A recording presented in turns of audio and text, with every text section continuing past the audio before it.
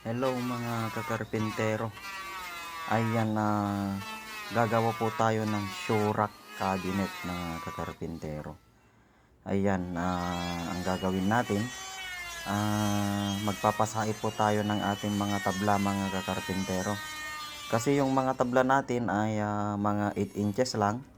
Ang gagawin natin, gagawin natin na 14 inches yung sidings at saka mga shelvings niya mga kakarpintero. Tapos gagawa tayo ng door niya mga kakarpintero, mga pintuan niya. Simple lang na pintuan mga kakarpintero ang gagawin natin para mayroon siyang takip mga kakarpintero. Ayan, fast forward tayo mga kakarpintero, mag-assemble na tayo. Ayan,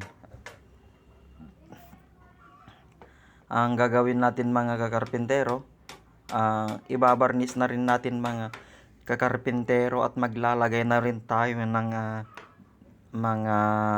mga handles, mga ball catches at yung mga concealed hinges niya mga kakarpintero bago natin i-deliver mga kakarpintero.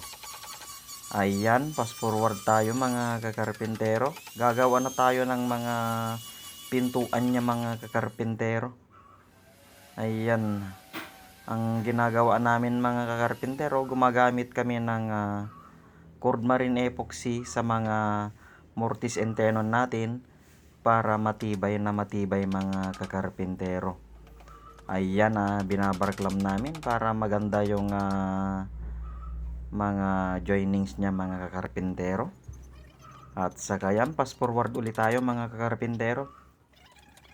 Ayan, maglalagay na tayo ng slots ng ating mga pintuan. Ayan, goods na. At maglalagay na tayo ng backboard mga kakarpintero. Ayan, yung backboard niya mga kakarpintero, solid na tabla rin mga kakarpintero, pero mayroon siyang design na stone cut mga kakarpintero. Ayan, no. Ayan, malapit na tayong patapos mga kakarpintero. Pag nalagyan na natin, magleleha na tayo. Pag nalehan natin mga kakarpintero, mag-a-apply na tayo ng varnish mga kakarpintero.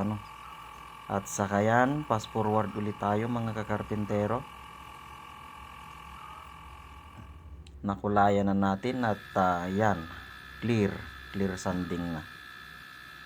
Fast forward ulit tayo mga kakarpintero. Top coat na tayo mga kakarpintero.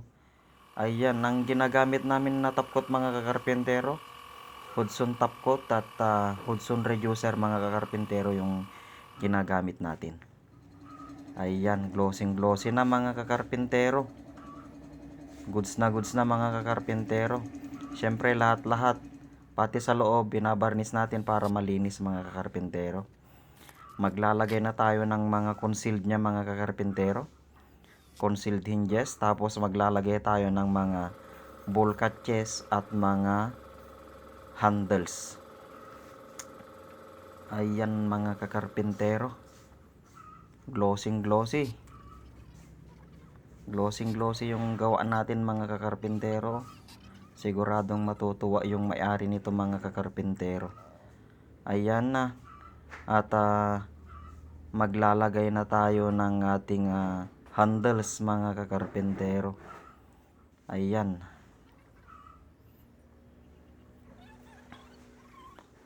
ready for delivery mga kakarpintero. Goods na mga kakarpintero. Ayan, thank you for watching mga kakarpintero.